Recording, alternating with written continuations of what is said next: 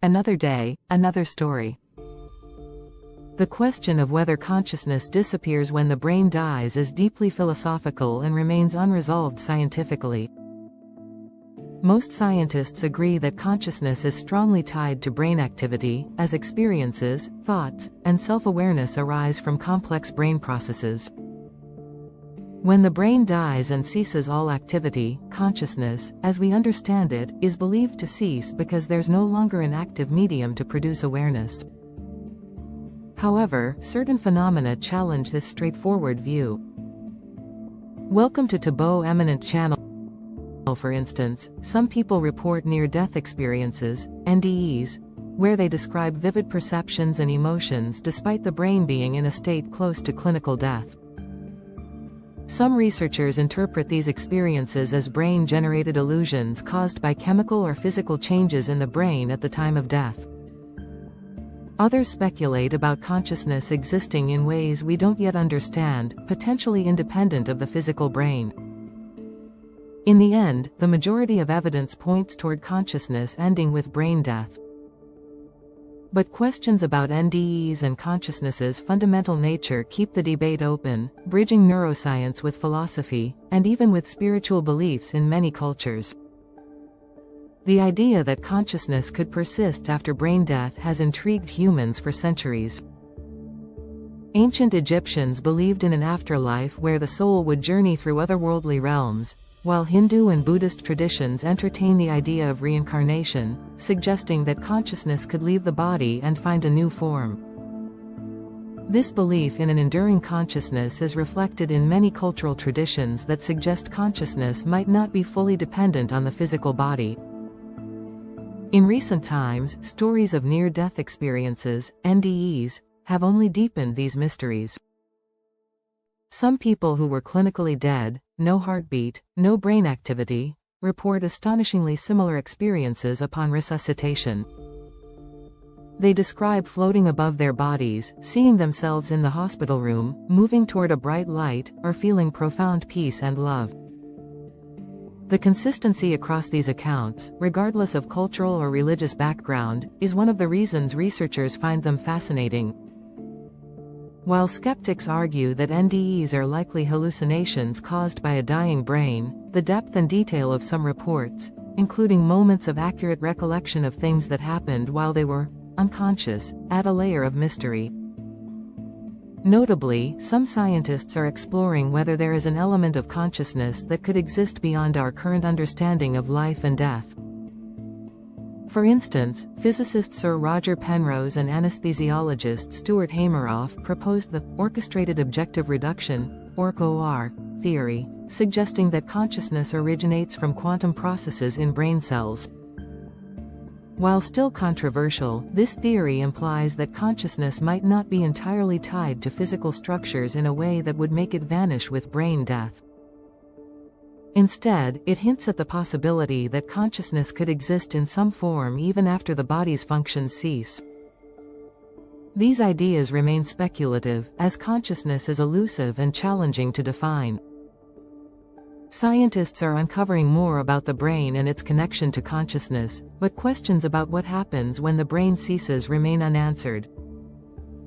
For many, this mystery lies at the intersection of science, philosophy, and spirituality, sparking both curiosity and comfort that there may be something more beyond what we understand of life and death. One of the more well-known scientific endeavors to understand this phenomenon came from a cardiologist, Dr. Pim van Lommel, who conducted one of the largest studies on near-death experiences. Over the course of years, he documented the stories of patients who had been declared clinically dead before being resuscitated. In one particularly chilling story, a man who had suffered a cardiac arrest was later able to recall specific details of the operating room and even describe events that happened while he was dead. This man described watching doctors work to revive him, noting small details that would be impossible to observe from his hospital bed while unconscious, such as the type of tools being used and the location of the doctors. Another story emerged from Dr. Sam Parnia, a critical care physician and leading researcher in the field of resuscitation. His study, known as the Awareness During Resuscitation study, aimed to capture consciousness during cardiac arrest. In one case, a man who had no heartbeat for several minutes reported leaving his body and seeing details of the hospital room from above. According to Parnia, some details the man recalled were later verified by hospital staff, adding a layer of intrigue to the study and fueling the debate about whether consciousness could be independent of the brain, even if only temporarily.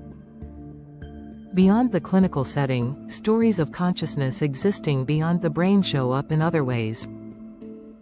There are reports from people who've never had a near-death experience but claim to connect with deceased loved ones in dreams or waking visions that feel profoundly real. In one widely shared story, a woman who lost her mother described a vivid dream in which her mother told her exactly where she'd hidden an important family heirloom. The woman awoke, checked the location, and indeed found the heirloom exactly where her mother had indicated. Stories like these, while impossible to verify scientifically, leave people wondering if the essence of a person can somehow endure beyond death. Even mainstream neuroscience is inching closer to asking deeper questions. Experiments involving people in deep states of meditation or flow states, such as during intense focus or creative work, have shown changes in brainwaves that mimic aspects of near-death brain states, suggesting that the experience of self-awareness could exist in unusual states of consciousness. Researchers are exploring what they call non-local consciousness, a term suggesting that awareness may not always be localized in the brain and that other aspects of existence might interact with it. So, while science has not been able to definitively prove that consciousness survives after brain death, stories, experiences, and evolving theories keep the question alive. For some, these stories offer hope, for others, a fascinating curiosity, and for still others, they remain an enduring mystery that may, one day, bridge the gap between life and the unknown. There are also intriguing studies in quantum physics that, while not proving life after death, have some theorists wondering about the role of consciousness in reality. Quantum mechanics describes particles existing in multiple states simultaneously, a concept known as superposition, until they are observed. This phenomenon led physicists like Nobel laureate Erwin Schrödinger and more recently Roger Penrose to speculate about consciousness playing a unique role in the universe, possibly even outside of traditional physical limits. While this doesn't imply consciousness can persist after death, it does suggest that consciousness might interact with the universe in ways we don't yet fully understand. One of the most striking modern stories comes from a doctor in New York named Dr. Mary Neal, who had a profound near-death experience while kayaking in Chile. After being trapped underwater for 15 minutes, she was rescued and resuscitated but later recounted an astonishing experience during her death.